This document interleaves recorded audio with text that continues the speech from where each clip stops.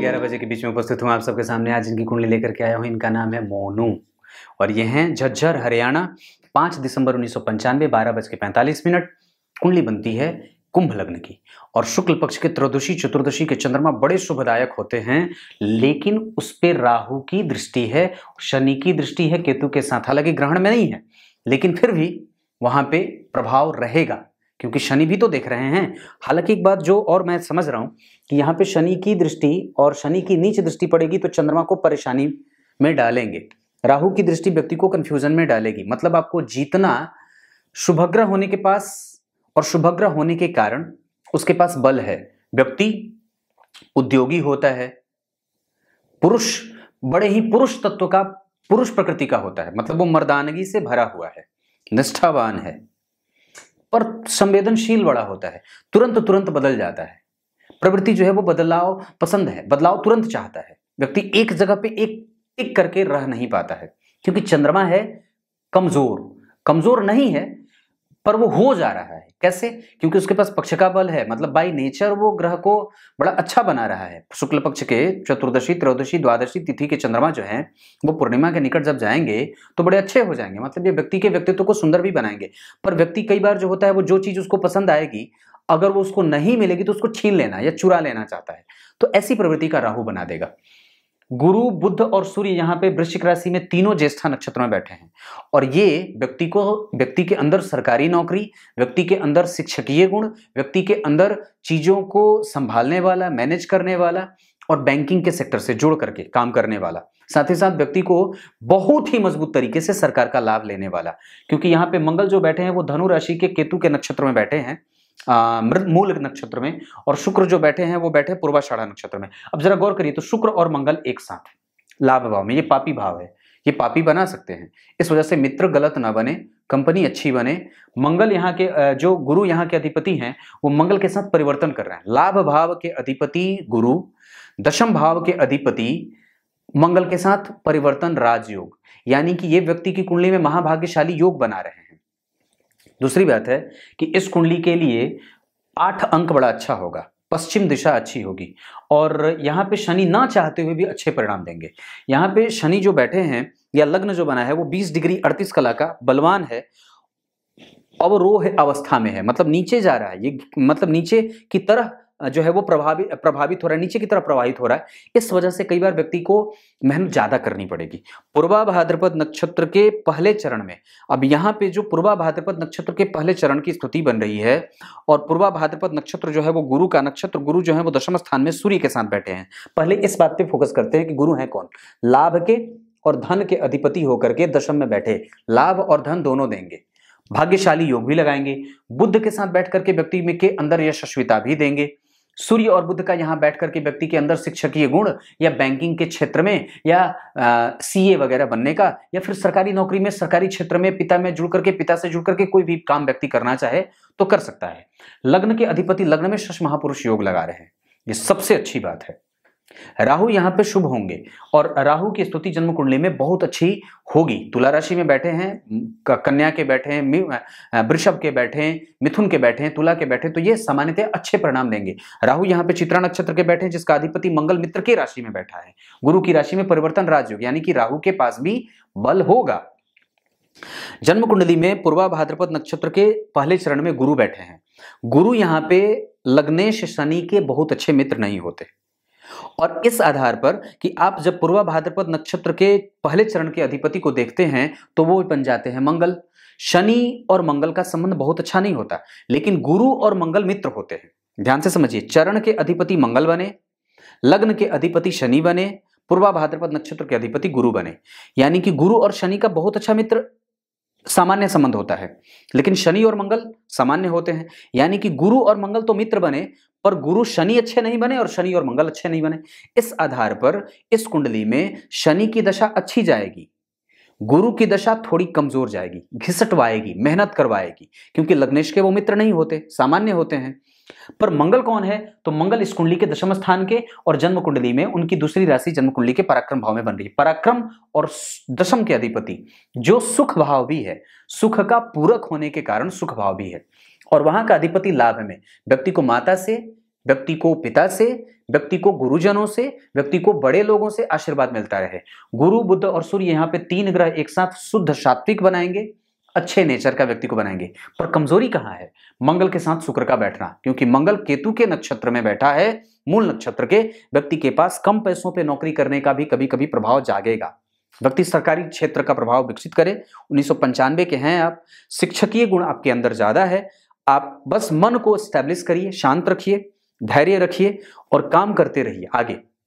आपकी कुंडली के हिसाब से मिथुन और कन्या राशि अच्छी नहीं है, ऐसे लोगों से बच के रहें। बाकी आपके लिए तुला राशि अच्छी है, वृषभ राशि अच्छी है, मीन राशि अच्छी है, मकर राशि अच्छी है, वृश्चिक राशि अच्छी है। 8 अंक अच्छा है, पश्चिम दिशा मैंने बताया।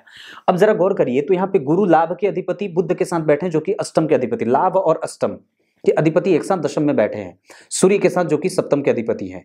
तो सप्तम के अधिपति सूर्य, अष्टम के अधिपति बुध, पंचम के अधिपति बुध, ये तीनों एक साथ, यानी कि दशम, अष्टम, सप्तम और पंचम, इन सबके अधिपति एक साथ इकट्ठा हो रहे हैं। लाभ के अधिपति पंचम भाव के अधिपति बुध के साथ एक साथ व्यक्ति को कई जगह से धन कमाने वाला सूर्य और बुध, यहाँ पे बुधादित्य योग, गुरु और बुध एक साथ यशस्विता का भाव प्रदर्शित करेंगे। व्यक्ति की कुंडली में अगर लाभ का अधिपति या पंचम का अधिपति भाग्य के कारक या गुरु के साथ बैठा हो तो ये भाग्यशाली योग निर्मित करेंगे।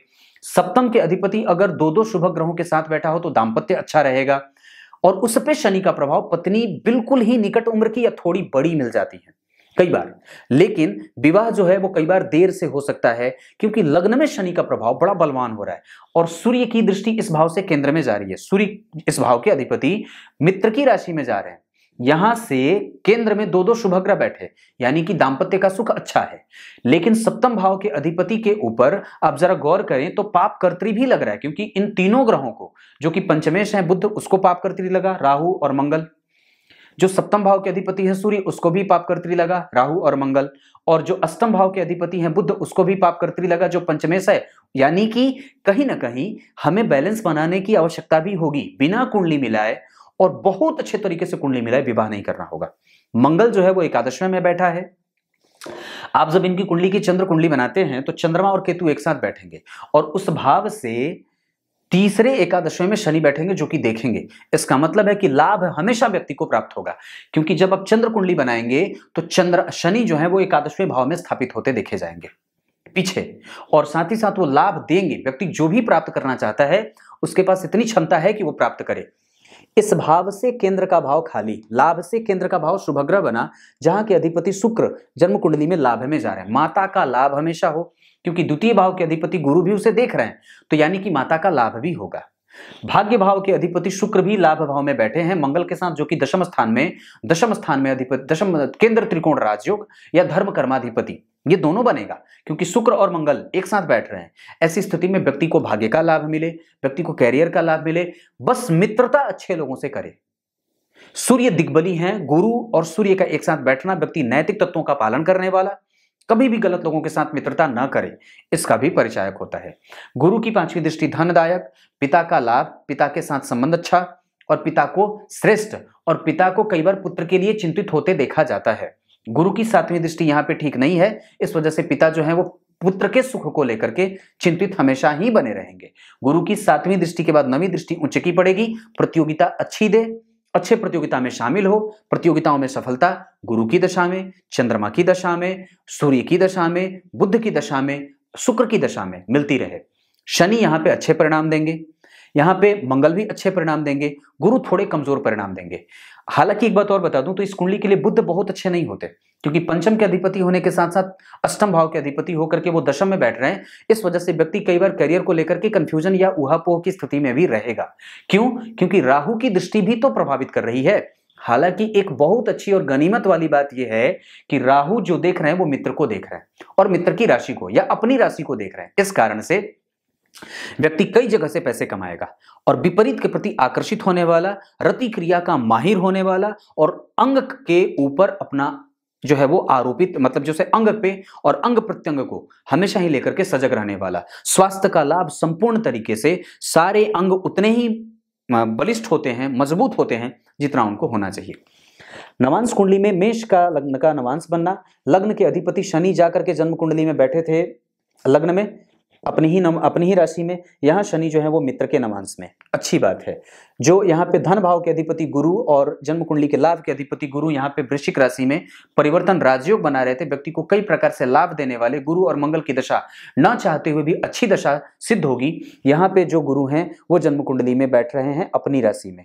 इसका मतलब है कि यहाँ से ज्यादा बढ़िया और व्यक्ति को परिवार का सुख, संतान का सुख और दाम्पत्य का सुख अच्छा मिलेगा।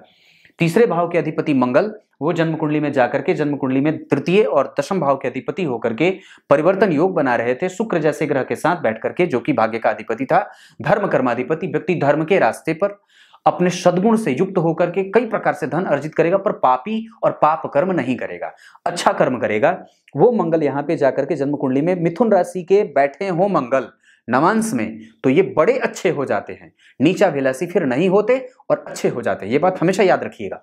तो मंगल यहाँ पे अच्छे होंगे, मतलब मंगल की दशा भी इस कुंडली में एक समय पे आने के बाद अच्छी हो ही जाएगी और अच्छी ही रहेगी। मंगल इस कुंडली के लिए लग्न के अधिपति होकर के तृतीय भाव में बैठेंगे तो पत्नी को कार्मिक और पत्नी को काम करने वाला, आपके कर्म में सहयोगी और कार्मिक नेचर का बना देते हैं। मंगल भाग्य को बल देने वाले और लाभ को प्राप्त कराने वाले, साथ ही साथ व्यक्ति को कई तरीके से पत्नी दिमाग देने वाली भी होती है और उसके समकक्ष आकर के उसके साथ उसके शुभ और अशुभ समय में उसके साथ खड़ा होकर के उसके समस्याओं को कम करने वाली होती है। अगर आप चौथे भाव की बात करते हैं तो चौथे भाव के अधिपति और साथ ही साथ भाग्य भाव के अधिपति इस कुंडली में सर्वाधिक योग कारक प्लैनेट के रूप में शुक्र होते हैं।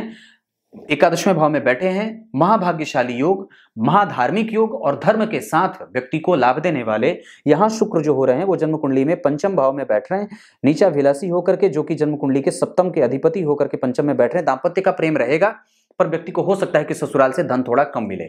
और कई बार राहु केतु का प्रभाव, यहाँ पे राहु वर्गोत्तम होंगे, यहाँ भी राहु 7 नंबर के, यहाँ भी राहु 7 नंबर के। सूर्य और चंद्रमा, बातचीत पत्नी कई बार कठोरता से करती है और कई बार जब रूठ जाए तो मानने का नाम ना ले, ऐसा होता है। केंद्र खाली, इस वजह से दाम्पत्य मिला करके ही करना होगा। और दूसरा, उसका प्रेशर इस वजह से भी मिल रहा है क्योंकि सूर्य और चंद्रमा का अमावस्या दोष भाग्य भाव में बनना। हालांकि वहां के अधिपति अगर गुरु की बात करते हैं तो वो स्वग्रही हैं, इस वजह से वो भाव उतना कमजोर नहीं है, लेकिन फिर भी आपके ऊपर ये दबाव काम करेगा कि आपको कुंडली मिला करके ही विवाह करना होगा। क्योंकि पंचम भाव के अधिपति गुरु जो है वो बुध के साथ और सूर्य के साथ बैठ करके अस्त जैसे हो रहे हैं। बुध और गुरु दोनों अस्त हैं, इस वजह से संतान का कारक और संतान का कारक दोनों गुरु और बुध दोनों होते हैं। इस वजह से व्यक्ति को अगर कुंडली नहीं मिलाएंगे तो संतति होने में मशक्कत हो सकती है, दिक्कत हो सकती है। इसका कारण दूसरा यह भी होता है कि शनि ने सूर्य को देखा है, वृश्चिक राशि में सूर्य जल रहे हैं और शनि और मंगल का प्रभाव जन्म कुंडली में तृतीय एकादशवें का है। मंगल जो है वो जन्म कुंडली में धनु राशि के बैठे हैं और मंगल जो है वो शुक्र के साथ है। ऐसी स्थिति में वीर्य जल जाता है, कई बार ये बात बनती है। बुध यहाँ पे लाभ भाव में बैठे हैं, जो कि जन्म कुंडली के छठे के अधिपति हैं। पत्नी अगर कभी किसी को कहे कि इसको पैसे दे दो, उसको पैसे दे दो, यहाँ पे लगा दो, तो थोड़ा विचार कर लेना चाहिए। और कई बार पत्नी को लेकर के आपको सजग भी होना चाहिए कि उसका मन अस्थिर ना हो। उसको मनाने का हमेशा प्रयास करिए, उसको खुश रखने का हमेशा प्रयास करिए। ये बात आपको बनाना पड़ेगा, नहीं तो वो कई बार आपके खिलाफ भी हो जाएगी, क्योंकि आपके बराबर उम्र की होगी वो। कई बार विवाह अगर करना हो तो कभी भी आपकी कुंडली के हिसाब से आप उत्तर पूर्व दिशा की तरफ से पत्नी ला सकते हैं।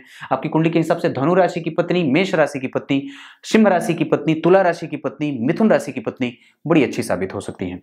दशमांश कुंडली की अगर बात करते हैं तो कुंडली के सप्तम भाव के अधिपति जो रोजगार भाव है, यहाँ के अधिपति लग्नेश होते हैं। लग्न के अधिपति सूर्य जाकर के यहाँ पे चंद्रमा एक साथ बैठे हैं, मकर राशि के बैठ रहे हैं। व्यक्ति कई तरीके से अपने करियर को लेकर के कंफ्यूजन वाले स्टेट में रहता है और कई बार काम जब आरंभ करता है, कोई भी कार्य क्षेत्र जब वो उतरता है, उसमें थोड़ी सी मशक्कत या कई बार धन की समस्या भी दिखती है।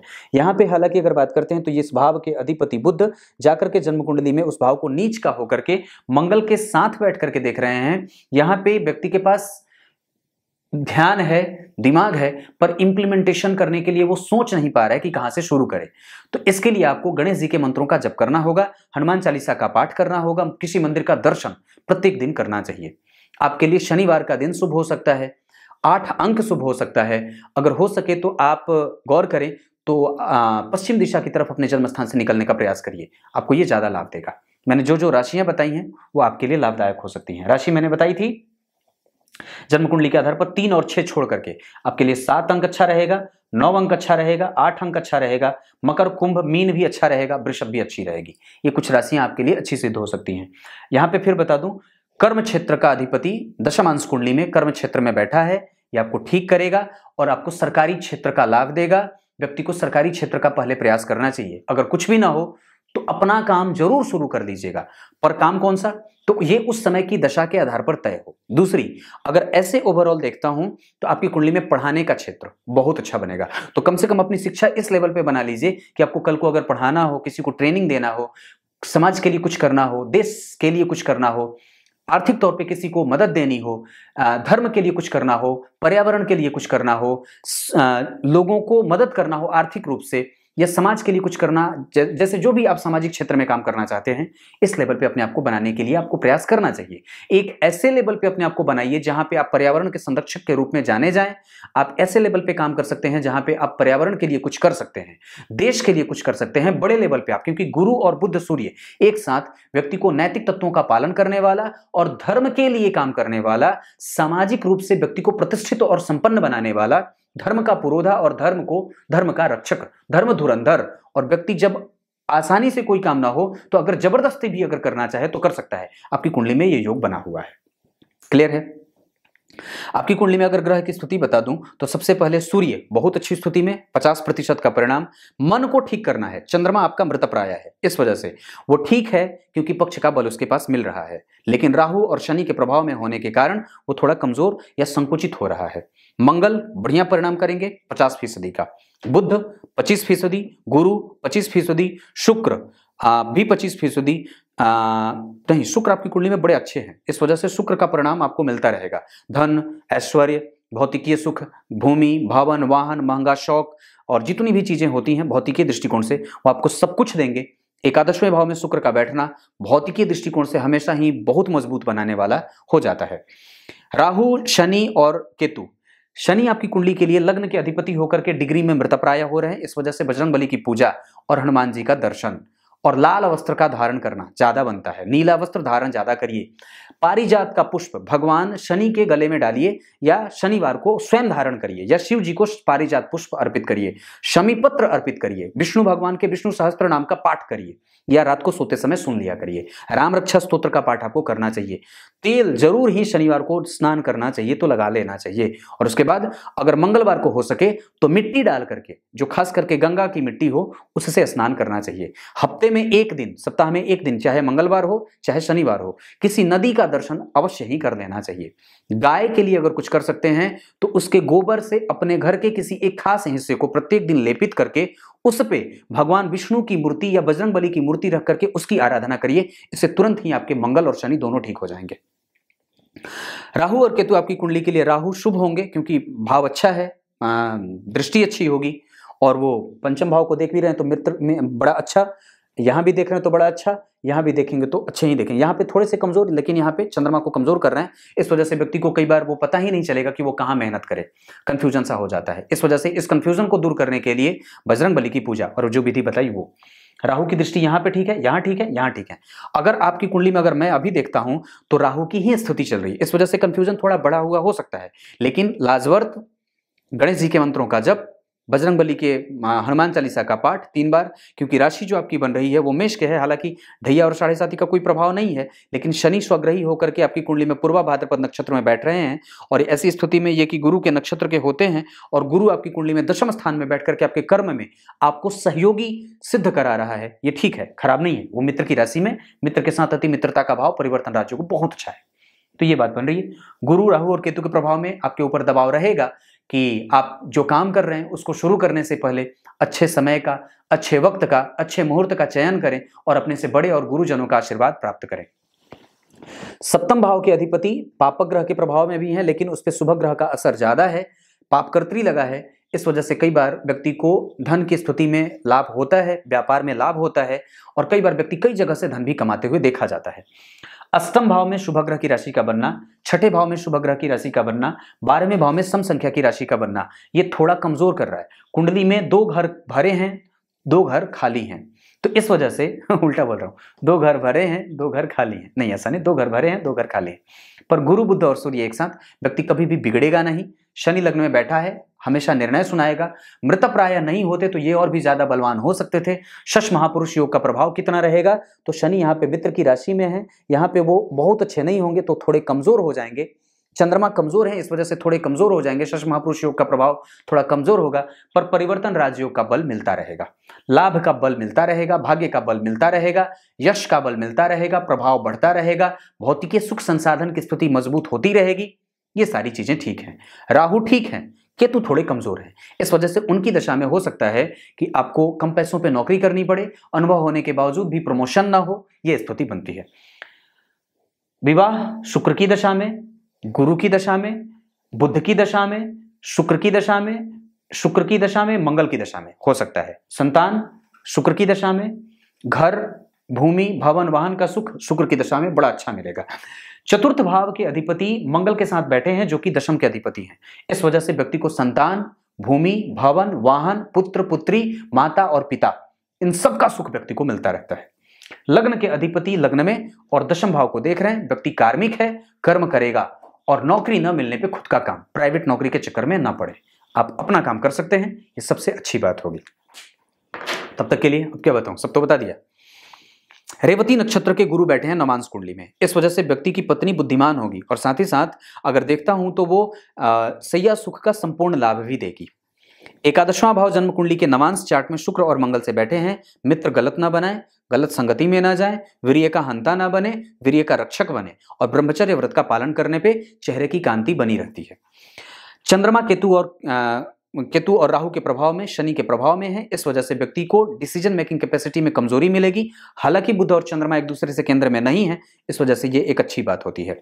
आपकी कुंडली में अगर मैं देख रहा हूं तो जो स्तुति चलित कुंडली में बन रही है उसके आधार पर केतु जो है वो मीन राशि के आ रहे हैं, चंद्रमा वहीं के वहीं है और राहु जो है वो अष्टम के, इस वजह से व्यक्ति जो है वो सवालिया बहुत है, कई बार बहुत सारा सवाल पूछता है। गुरु बुध सूर्य और मंगल जो है वो चलित कुंडली में दशम भाव में आ रहे हैं, इस वजह से वो भाव और भी ज्यादा बलवान हो रहा है और व्यक्ति के कार्य क्षेत्र को और भी ज्यादा बल देने वाला और उसमें ऊर्जा भरने का काम कर रहा है। मंगल और सूर्य वहां पे दिग्बली हो जाएंगे, बुध खुद का व्यापार करने वाला और गुरु ज्ञान के कारक। ऐसी स्थिति में व्यक्ति का दशम स्थान बली होगा, लेकिन ध्यान से समझिएगा, ये पक्की बात बता देता हूं, अभी राहु की दशा अभी चल रही है और ये बड़ी लंबी चलेगी। कम से कम ये राहु की दशा आपकी कुंडली में अगर चलेगी तो 2035 तक। राहु की दशा और दशम स्थान को पाप कर्त्री का लगना इस बात का सूचक या इस बात का चिंता जागृत कर रही है कि व्यक्ति को कंफ्यूजन में नहीं रहना चाहिए। जो भी सोचना है जल्दी सोचना है, निर्णय जल्दी लेना है, आपके पास वक्त नहीं है, क्योंकि ये वक्त जैसे जैसे बीत रहा है, राहु में शनि आने वाले हैं 2022 के 10वें महीने से, उससे पहले आप तय कर लीजिए कि आपको क्या करना है। नौकरी ही करनी है, नौकरी के लिए ही प्रयास करना है। रिसर्च का क्षेत्र आपकी कुंडली के लिए खुला है, उच्च शिक्षा का क्षेत्र आपकी कुंडली के लिए खुला है, सरकारी नौकरी का क्षेत्र आपकी कुंडली के लिए खुला है। अगर वो ना हो तो अपना काम क्या करना है ये सोच लीजिए, क्योंकि वक्त 1995 के हैं, गंवाने का कोई मतलब नहीं बनता है। चंद्रमा है, डिसीजन मेकिंग कैपेसिटी में आपको कमजोरी दे रहे हैं, उनको साधिए। शिव जी को पारिजात पुष्प अर्पित करिए, ये बहुत लाभ करेगा। अमोघ शिव कवच का पाठ भी कर सकते हैं आप। मंगल और शनि का बल प्राप्त करने के लिए राजा विक्रमादित्य की कथा या शकुंतला और दुष्यंत की कथा आपको जरूर अपने जबान पे याद रखनी चाहिए, ये भी लाभ करता है। तब तक के लिए बहुत बहुत नमस्कार।